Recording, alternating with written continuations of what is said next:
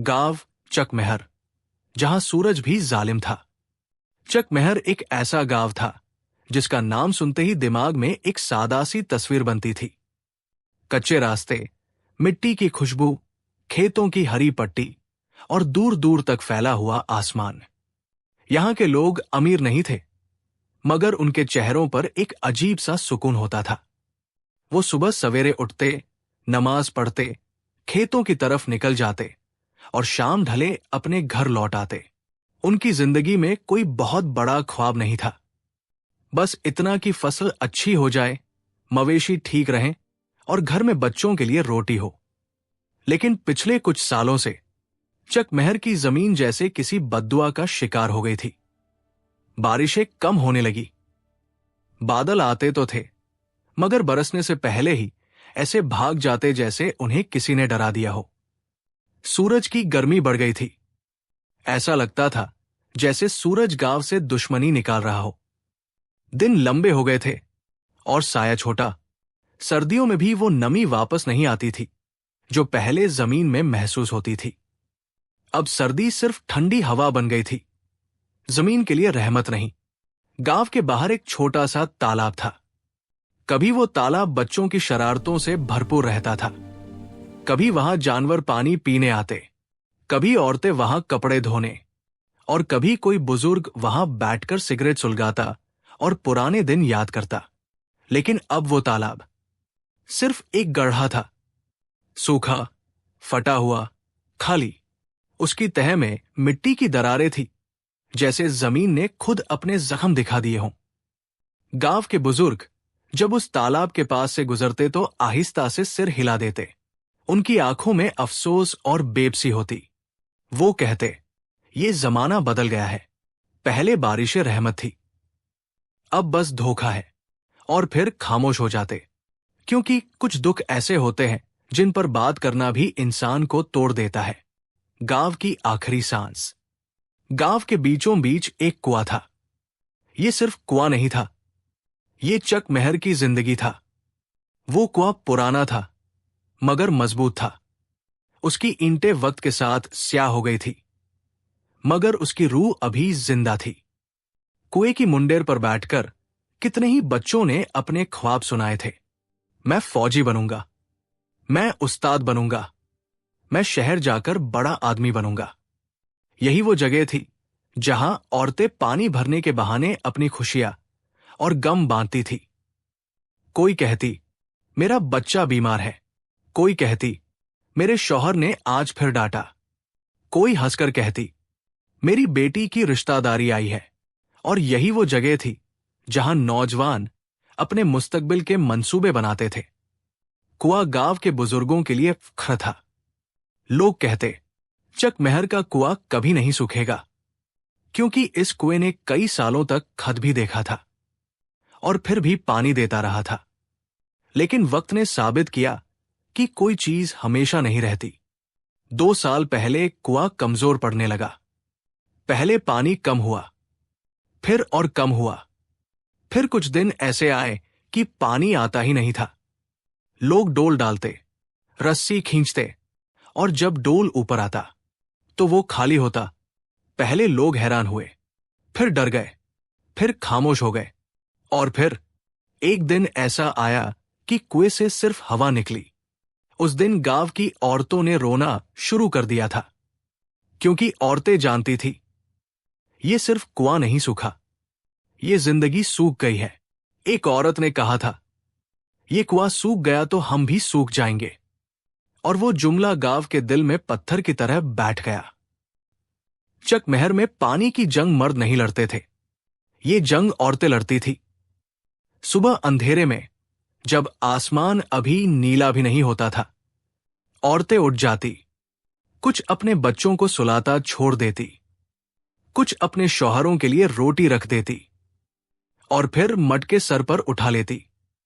किसी के कंधे पर डोल लटक रहा होता, किसी के हाथ में छोटा जग, किसी की कमर पर पुराना सा कपड़ा बंधा होता ताकि वजन संभाला जा सके। फिर वो एक लंबी तार की शक्ल में गांव से बाहर निकल जाती। 2 मील दूर एक जगह थी, चकनूरा। वहां एक पुराना चश्मा था, वो चश्मा कभी कभी पानी देता था, मगर अब वो भी कमजोर था। कभी वहां पानी मिल जाता, कभी नहीं, और जब पानी न मिलता। अब क्या होगा? बच्चों को क्या देंगे? पानी तो मिला ही नहीं। हाँ, सब खत्म हो गया लगता है। औरतें खाली मटके लेकर वापस आती। ये वापसी सबसे ज्यादा तकलीफदेह होती थी। रास्ते में थकान से पाँव में छाले पड़ जाते, गर्दन अकड़ जाती, कमर टूटने लगती, और फिर सबसे बड़ी अजियत, घर जाकर बच्चों को भी खाली हाथ दिखाना। पानी पानी लाओ। पानी नहीं मिला, बिल्कुल भी नहीं। और मां के पास जवाब नहीं होता था। चक मेहर के बच्चे पहले शरारती थे। वो खेलते थे, दौड़ते थे, और कुएं के पास आकर शोर मचाते थे। कोई एक दूसरे पर पानी छिड़कता, कोई डोल छुपा देता, कोई तालाब में छलांग लगा देता। गांव की गलियां बच्चों की आवाजों से जिंदा रहती थी। लेकिन अब गांव के बच्चे खामोश हो गए थे। उनकी आंखों में वो चमक नहीं रही थी, उनके चेहरों पर वो शरारत नहीं रही थी। कुछ बच्चे तो स्कूल जाना भी छोड़ चुके थे, क्योंकि जब घर में पानी न हो तो न नहाने का दिल करता है, न कपड़े धोने का, न भूख लगती है। बेटा खा लो, ये तुम्हारे लिए है। अभी दिल नहीं कर रहा। और जब प्यास दिल में हो तो पढ़ाई भी बोझ लगती है।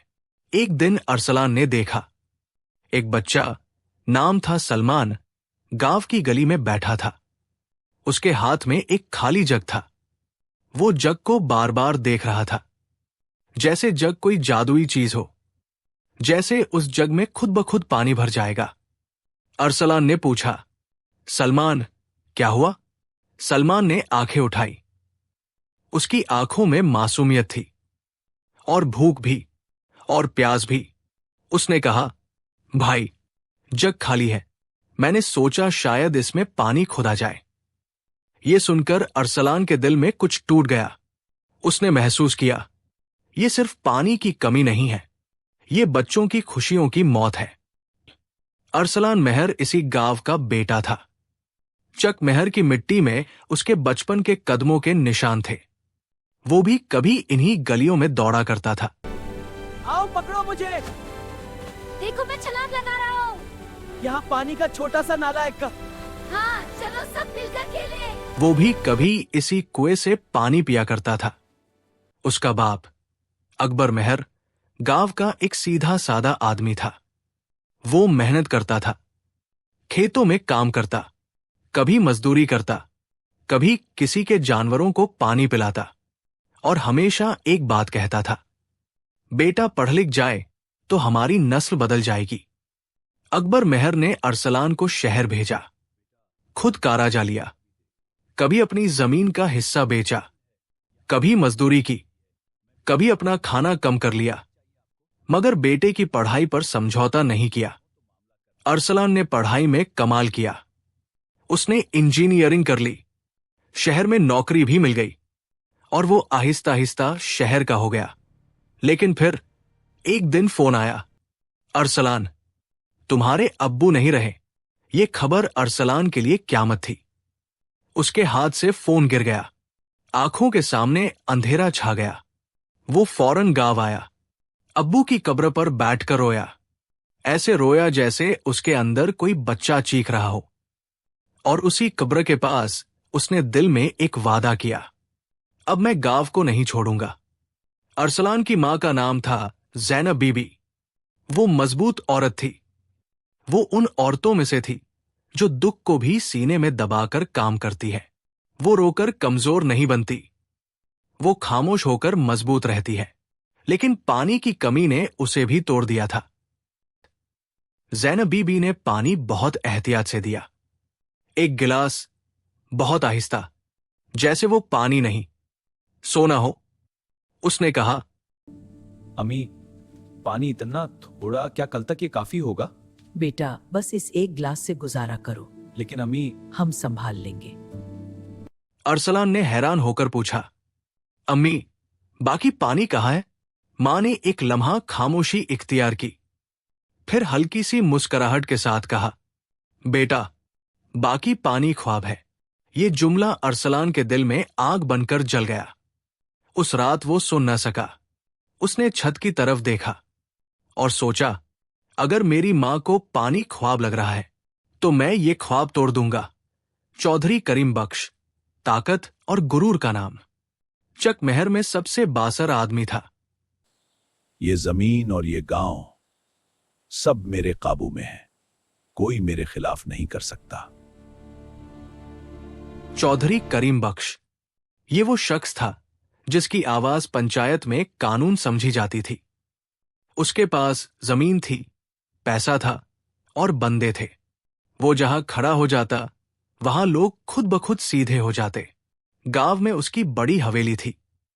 आंगन में मोटी दीवारें, लंबे दरवाजे और अंदर हर वक्त हल्की हल्की चहल पहल। चौधरी के घर में पानी का मसला नहीं था। उसके पास ट्यूबवेल था। मोटर चलती तो पानी ऐसे निकलता जैसे जमीन भी उसके आगे मजबूर हो। जब गांव की औरतें मट के लिए दूर जाती थी, चौधरी के घर में पानी से सहन धोया जाता था। पानी बह रहा है और गांव में एक बूंद नहीं। बस चुप रहो, चौधरी सुन लेगा। लोगों के दिल में एक बात बैठ गई थी। चौधरी जानबूझकर गांव को प्यासा रखता है, क्योंकि जब लोग प्यासे हों तो वो ताकतवर के सामने झुक जाते हैं। चौधरी का गुरूर भी उसी प्यास से पलता था। वो गांव वालों को कमजोर देखकर अंदर से खुश होता था, और जब कोई उसके खिलाफ बोलता तो वो उसे ऐसे देखता जैसे कीड़ा हो। दोपहर को पंचायत लगी। गांव के सब मर्द जमा थे। औरतें थोड़ा फासले पर खड़ी थी और बच्चे भी छुप छुप कर देख रहे थे। पंचायत के बीच में चारपाई रखी गई। उसी पर चौधरी करीम बख्श बैठा था। उसके इर्द गिर्द उसके खास आदमी खड़े थे, जो सिर्फ उसकी हां में हां मिलाने के लिए मौजूद होते थे। चौधरी ने गला साफ किया और बोला, ये पानी का मसला अल्लाह की मर्जी है, जो होना है होगा। गांव के कुछ लोग खामोश थे, कुछ सिर हिला रहे थे और कुछ के चेहरों पर गुस्सा था मगर जुबान बंद। तब अरसलान आगे आया। वो खामोशी से चलकर पंचायत के बीच पहुंच गया। उसने कहा, चौधरी साहब, अल्लाह ने हमें अक्ल दी है, हम नया कुआं खुदवा सकते हैं। ये जुमला जैसे पंचायत के बीच पत्थर बनकर गिरा। लोग एक दूसरे को देखने लगे। किसी ने हंसी दबा ली। किसी ने कहा, शहर से आया है, अब हमें बताएगा।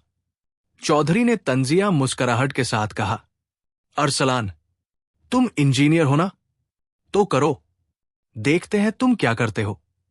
अरसलान ने मजबूत लहजे में कहा, मैं करूंगा। और उसकी आवाज में वो यकीन था जो सिर्फ वो लोग रखते हैं, जो वादा जुबान से नहीं, दिल से करते हैं।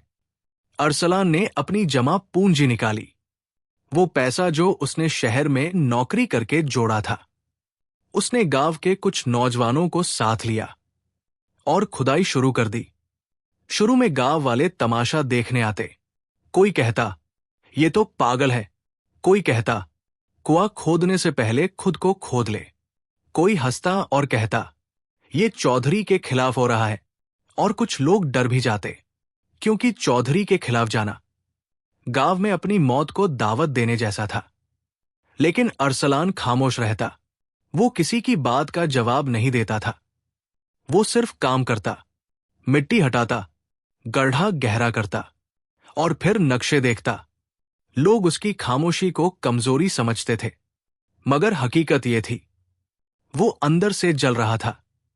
वो अपनी मां के जुमले को याद कर रहा था, बाकी पानी ख्वाब है, और वो ख्वाब तोड़ने के लिए अपने हाथों को जख्मी कर रहा था। गांव का एक नौजवान था, हमजा। वो तेज मिजाज था और जुबान भी तेज। शुरू में वो अरसलान को पसंद नहीं करता था। वो कहता था, ये शहर वाला हमें क्या सिखाएगा। हमजा को लगता था कि अरसलान बस दिखावा कर रहा है, चंद दिन मेहनत करेगा, फिर वापस शहर भाग जाएगा।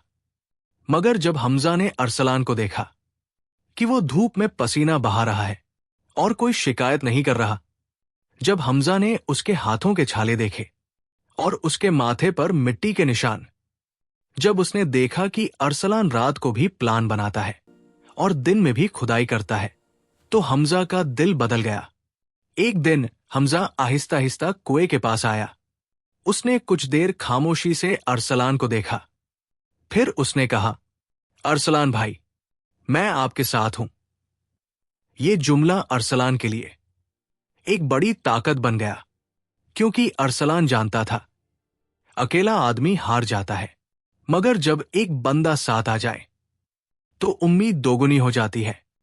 गांव का एक बुजुर्ग था, हाजी बिलाल। सफेद दाढ़ी, झुर्रियों वाला चेहरा और आंखों में पुराने वक्तों की चमक। वो गांव के उन चंद लोगों में से था जो अब भी उम्मीद को जिंदा रखते थे। एक शाम वो अरसलान के पास आया। अरसलान मिट्टी से भरे हाथ धो रहा था। दादा हाजी बिलाल ने कहा, बेटा, हमारे जमाने में यहां मशरिक की तरफ एक जगह थी जहां जमीन हमेशा ठंडी रहती थी। वहां पानी के आसार थे। अरसलान ने फौरन सिर उठाया। उसकी आंखों में दिलचस्पी की चमक आ गई। उसने कहा, दादाजी, मुझे वहां ले चलें। दादाजी ने गहरी सांस ली और हल्का सा मुस्कुराकर कहा, चलो बेटा, शायद मेरे मरने से पहले गांव को पानी मिल जाए। ये कहते हुए दादाजी की आवाज में दुआ भी थी और दुख भी, क्योंकि वो जानते थे अगर पानी ना आया तो ये गांव खत्म हो जाएगा। अगली सुबह दादा हाजी बिलाल अरसलान को लेकर गए। वो जगह गांव से बाहर थी, एक सुनसान सा रास्ता जहां हवा भी गर्म थी और मिट्टी भी सूखी। मगर कुछ दूर चलने के बाद एक पुराना बरगद नजर आया। वो बरगद बहुत बड़ा था। उसकी जड़ें जमीन में ऐसे फैली थी जैसे वो जमीन को पकड़कर रखे हुए हो। बरगद के नीचे जमीन ठंडी थी। अरसलान ने हैरान होकर हाथ मिट्टी पर रखा। उसने महसूस किया, यहां नमी है। ये वो नमी थी जो पूरे गांव में कहीं नहीं थी। अरसलान ने मिट्टी को उंगलियों में मसला। वो मिट्टी सूखी नहीं थी। दादाजी ने कहा, बेटा, यही वो जगह है। हम कहते थे यहां जमीन के नीचे कुछ है। अरसलान की आंखों में चमक आ गई। उसके अंदर जैसे एक नई जान दौड़ गई। वो आसमान की तरफ देखकर बोला, अल्लाह, बस एक बार रास्ता दिखा दे। और उसी लम्हे उसने फैसला कर लिया, अब खुदाई यहां होगी। चौथे दिन खुदाई में एक बड़ी रुकावट आ गई। एक सख्त पत्थर। पहले मजदूरों ने कुदाल मारी, फिर और जोर से, मगर आवाज वही, ठक ठक। पत्थर अपनी जगह था और कुदाल वापस लौट आती थी। मजदूरों ने कहा, साहब, अब नहीं होगा।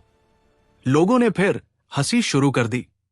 हमने कहा था ना, ये कुआं नहीं निकलेगा।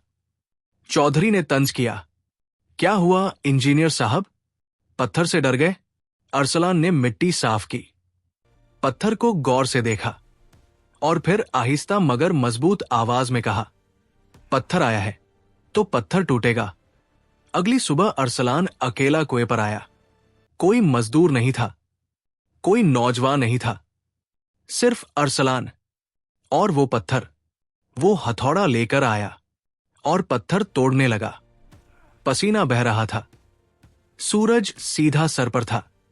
हवा गर्म थी जैसे आग। हाथ जख्मी हो रहे थे, छाले फट रहे थे, लेकिन वो रुका नहीं।